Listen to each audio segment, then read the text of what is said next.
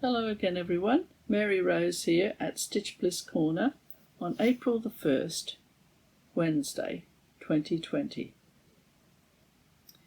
And I was thinking about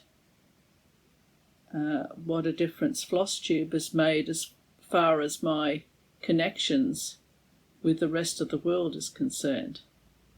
Because when you read of things that happen in other parts of the world, you immediately think of the people that you know on Flosstube that live there, or the people that don't have a Flosstube channel but they've commented to you and mentioned where they're from or about their families and everything.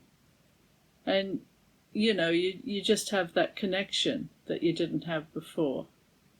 You know, you see something happening in Italy and you think of Arietta, and then something that happened, you know, like it does make a difference when something happens in another country and you know people or you know of people that live there.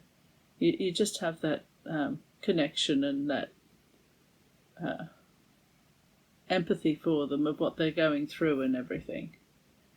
It's one of the things about Flosstube, isn't it?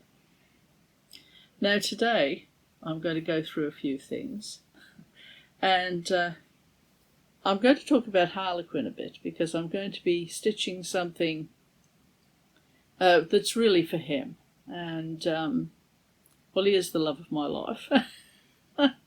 And I can get quite sentimental over him, so yeah.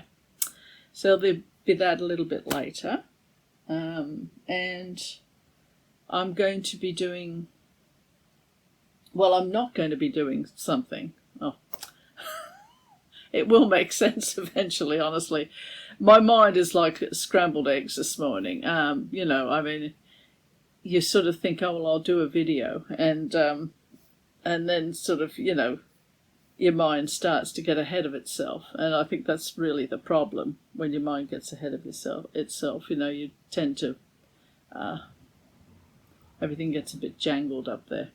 But anyway, I suppose I will start with the piece. Last time I spoke to you, I said that I was going to stitch a piece that reminded me of a very happy time in my life when we went on a barge in England. We spent about 3 days on a barge, and it was this one here, Anchor. Now, I don't know why I didn't see this before, really, because I should have. But this blue of the Canal, they're not blue. The canals are quite muddy and brown and greeny looking because they're quite shallow. The canal system, it has, you know, it's sort of like pans of water that aren't very deep really, and until you get into a lock. When you get into a lock, that means that it's like a little dam, and on one side the water level is lower, and then you go into a lock and the gate locks behind you, and then it fills up with water so that you can go to the next side of the canal that's higher. So it's like a system of locks that you can go through. It's all quite technical in one way but simple in another. But the point is that the canals are not very deep, and as the barges go along, they're little propellers, because they're not huge propellers, but I suppose they're big in. When you consider that a barge is a very large craft, the actual propeller that propels it along is not that big, but it does churn up mud and everything. Oh, all this to say that. So I'm a bit concerned about how blue that is, to put it in a nutshell. And I'm thinking that because I want to stitch something without having to concern myself with changing the colours, I'm just going to put this away and do it later on when I can have a think about making that barge, that canal water, more authentic looking. Because my fabric I was very happy with, because I dyed this a blue colour. So I did make a start on it. So I always start in the middle. And I was pretty happy with how it was going. But then I looked at that water and I thought, I can't be doing that. Had I known nothing about canals and just liked the picture, I would have just done it with no problem at all. But see, that's what the trouble with a bit too much knowledge does about something. The minute it gets into your head, it won't go out. So, so that's where I've got to with that. So I'll have to put that aside now and go on to something else. But I do have a finish, and that's this one. It did not end. Now, Stonycreek collection. And it says, it did not end here, it began. Now, I shall insert now the stages of the stitching of this interesting piece.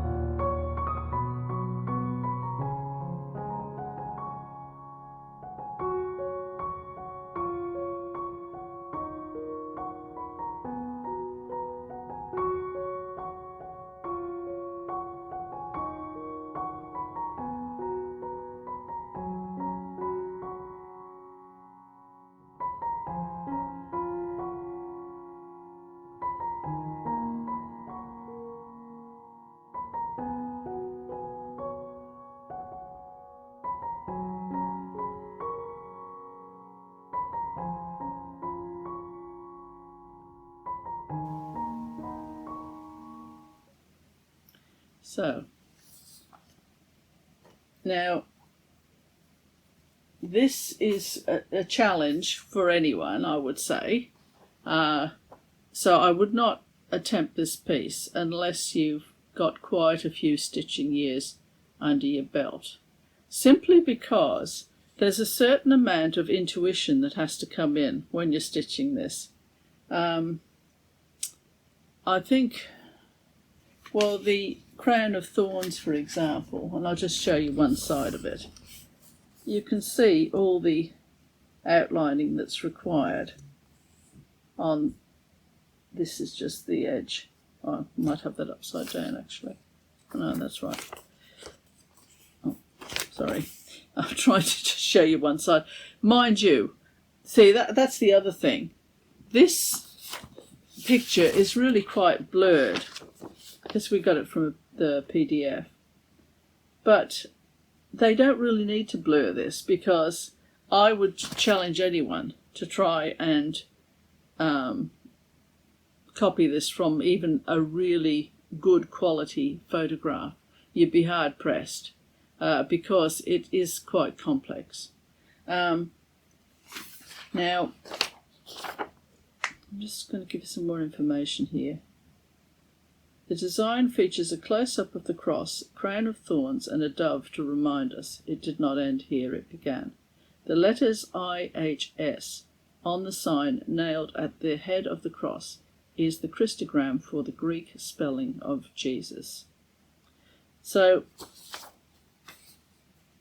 I did the same thing with this as I've been doing recently, that with the actual palette of colours, if I've got a little bit left over, I'd put a knot in it, a couple of holes there. That's 3790. Yeah. And then I would just use that if I needed any, if I had a piece left over, a piece of thread, I just put it in there.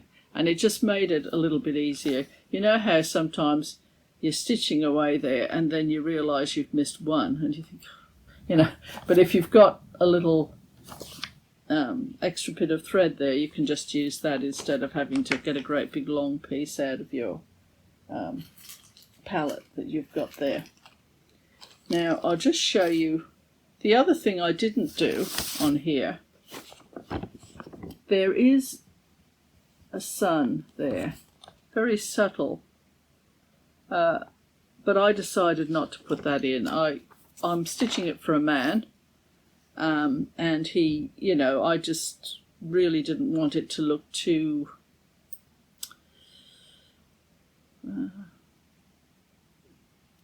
it's not exactly feminine, but I just didn't want it to look too chocolate boxy. Yeah, it's just an expression my mother used to use when you can't think of the word you really want. Anyway, so here's the stitching there. Now that dove is just lovely. The colours in that are really quite subtle and beautiful. Then here I've used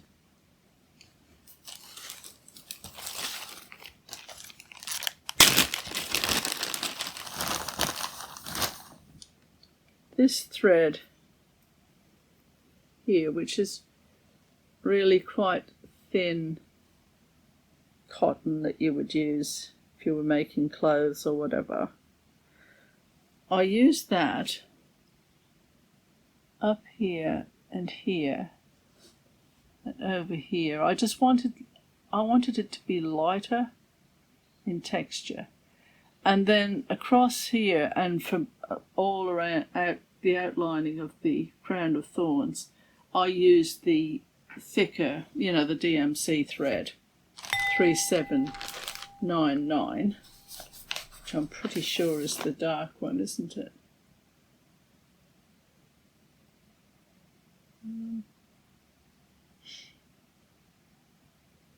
Is it 3799? I always get numbers mixed up. I'm hopeless with numbers, and anyone who's watched me in the past would know how hopeless I am with numbers. But anyway, the very dark brown one I used. And then for the excuse me, for the gold thread, because there's a little bit of gold thread just there in that part of the robe there. Oh, you can't see it, but it is there. Excuse me. That is some thread that there was a gold ribbon that I had at Christmas time, and I just pulled the ribbon apart, and that's the gold that came out of it. And it's a really good thread because it hasn't got that bit of nylon through to hold it together. It's just like a thin piece of metal almost. like, like wire. But it isn't really wire. But it's quite tough, and it doesn't break. So I used that.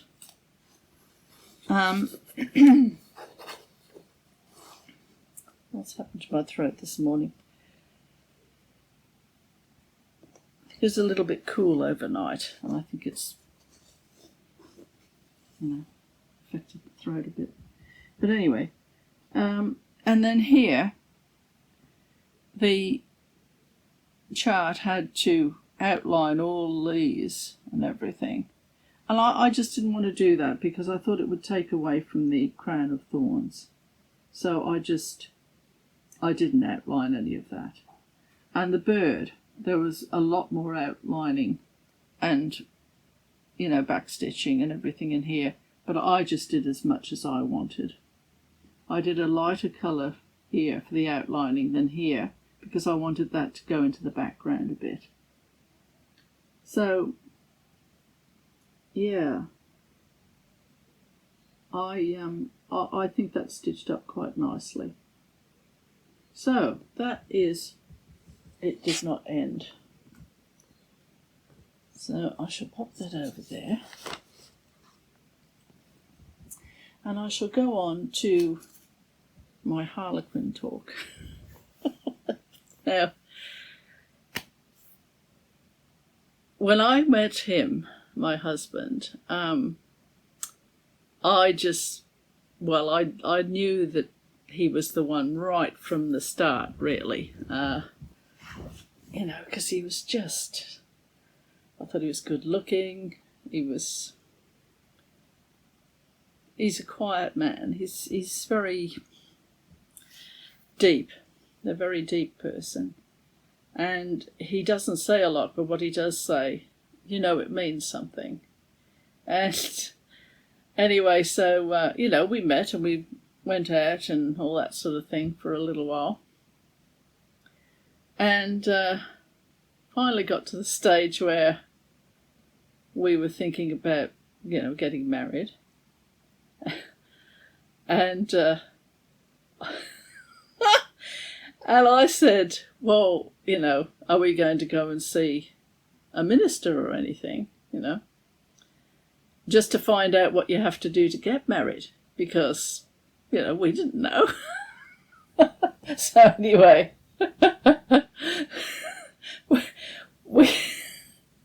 we knocked on the door of this parsonage, and the minister came to the door and he said, come into my study, basically. So we went in there and we said, we're just wondering what you have to do to get married. And he said, well, let me have a look at my calendar. And he said, I've got this date free. He said, what about that? And we both went, all right. Anyway, we came outside and, he did talk a lot about consanguinity. I remember that. He kept on and on about consanguinity. And we got, that's to make sure you don't marry your cousin and all that sort of thing, or you shouldn't. Well, I don't know if you shouldn't marry your cousin. But then there was something about cousins and consanguinity. I can't quite remember because I was in a daze anyway. And we came out to the car with a date that we didn't even plan on having one. We just wanted to find out what you had to do to get married. And neither one of us sort of challenged him in any way. So we had this date that we were going to be getting married now. And we got into the car, and my husband, who is cool, calm and collected at any stage, he's always like that, he kangaroo hopped the car about 3 times.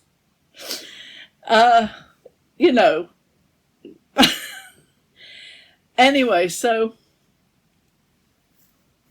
the day came and it was lovely. And, I say it was lovely. We got married on a Friday. That was obviously the date the minister had free. So it was in the evening. It was supposed to be 6 o'clock.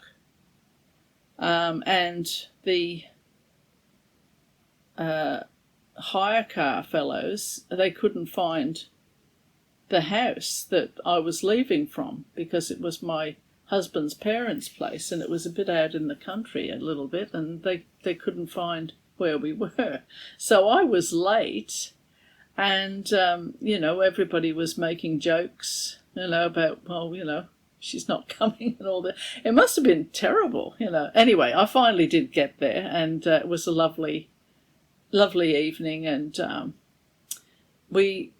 after the ceremony, we went off and got studio photographs, which wasn't done that much those days, but the photographer that we got, he had studied Rembrandt, and he tried to do a lot of his photographs in that style, which was pretty unusual. I mean, lovely guy. And see, in those days, for a wedding, most photographers would have 2 reels of black and white film and 1 reel of coloured film, and that's what you'd have for a wedding. There weren't that many photos taken because, film was expensive and all that sort of thing. And anyway, I shall show you now the photographs, or some of the photographs, of our wedding.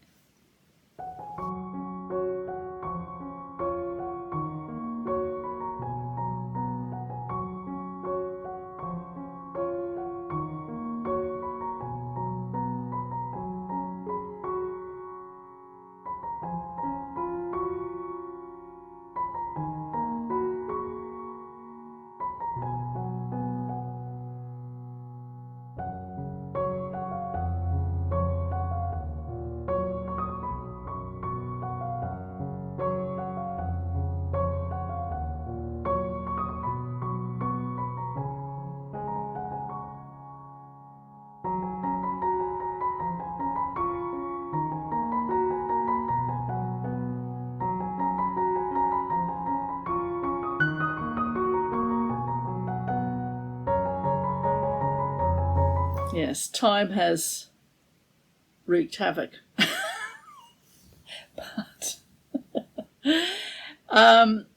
But see, when you love someone, they still look the same as they did have from the moment you saw them. You don't see anything other than them. It's a funny thing. It's like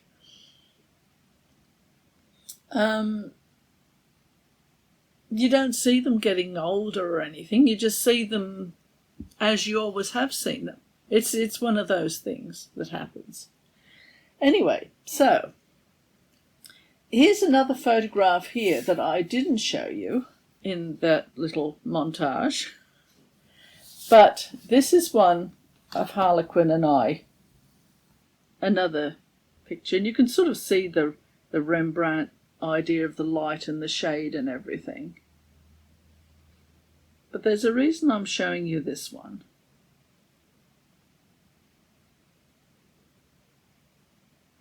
And that is this one. And there's something reminiscent about that. And Harlequin really likes this. And I did speak about this in my last video. So this is the one that I'm going to be stitching at this time in history. Because I think it's a tribute to the love of my life, basically.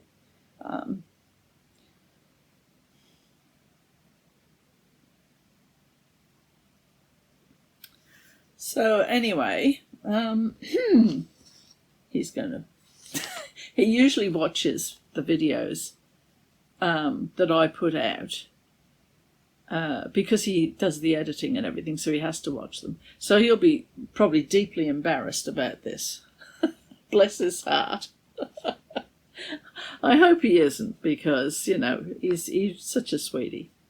So anyway, so here I've made a start on across the divide. Steve Reed Mystic Stitch. And there's the start that I've made in the middle again, which is that bit is around there. Now I'm going to go up, do the top, and then I'm going to do the bottom part.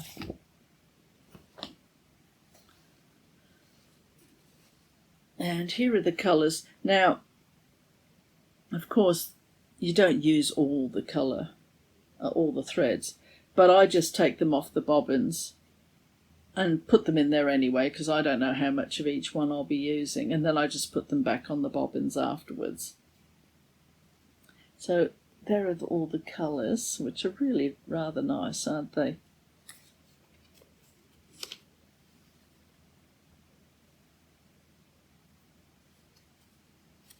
So I'm a big fan of DMC. I think it's tried and true, and I've used DMC for years and never had any problems with it. So why wouldn't I sing its praises? If I could give each thread a fancy name, I would, you know, like 814, the King's Ruby or something like that, you know. You know how a lot of these hand-dyed threads and all that sort of thing, they give them these names. Breaking Dawn and Pumpkin Harvest and this sort of stuff. You know, there must be somebody sitting there thinking all these names up all the time. But anyway, just take no notice of me. I'm a bit of a cynic at times. Now, is there anything I have to tell you? See, I could tell you one final thing, and it's, I have to say hello to Marlene as well. She's been doing some talks from her prayer chair, and she's just recently, congratulations to her, she's got a new great-grandchild, and she was just saying how she ended up looking after the newborn for a couple of days because the mother of the child had to go into hospital for a couple of days, and Marlene stepped into the breach and looked after the baby, you know, with everything that's going on. But that's Marlene, you know, she's very selfless and very thoughtful of others.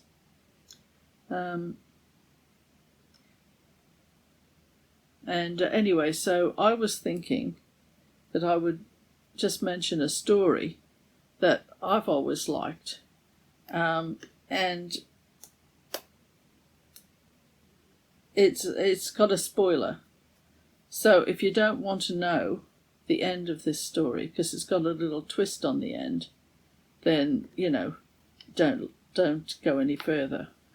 And it's called The Verger by W. Somerset Maugham. It's a short story, and it's basically about a man who's a verger in a church, and he's worked there for many years, you know, putting the Bibles out and keeping it clean and all that sort of thing, with no problems. Anyway, the old minister retires and a new one turns up. And the new minister finds out that this verger is unable to read or write, because this was, you know, in the 1920s or whatever. Not everybody could read and write. Anyway, so he said, look, I'm sorry. He said, we can't have a verger here that is illiterate. He said, you know, you'll just have to go. So he ended up leaving there, and he went for a walk because he was thinking, well, what am I going to do now? He had a little bit of money, but not a great deal. So he went walking around the streets, and he felt like having a cigarette, and he realised that there wasn't a tobacconist anywhere in the area. So he found a shop and he opened it up as a tobacconist, and he sold sweets and lollies and all that sort of thing as well. It was like a little, that you could sell. You couldn't do it these days, of course, but bonbons and all that sort of thing, as well as tobacco and everything. Anyway, so that started to be quite a success. And he met somebody and she married him. And then they opened another tobacconist shop. And before you know it, he had quite a string of them. Anyway, so somebody said, well, what do you do with your money? And he said, well, I just take it down to the bank and leave it in there. And somebody said, well, oh, that's right. And what happened was the bank manager came out one day and called him into his office. And he said to him, look, he said, you've got a lot of money here. He said you could be investing it and all this sort of thing, And he said, well, I've never really thought of doing that. And he said, look, all you have to do is sign here. He said, and I can organise for you to get a share portfolio. And he said, well, I can't do that. And the fellow said, why? And he said, because I can't read or write. And the bank manager was absolutely stunned. And he said to him, you've amassed this huge amount of money. He said, been successful in business and all this sort of thing, and you've never learnt to read or write. He said, what could you have done if you could have read and written? And the fellow said, that's easy. I would have been verger at St. Peter's, Neville Square.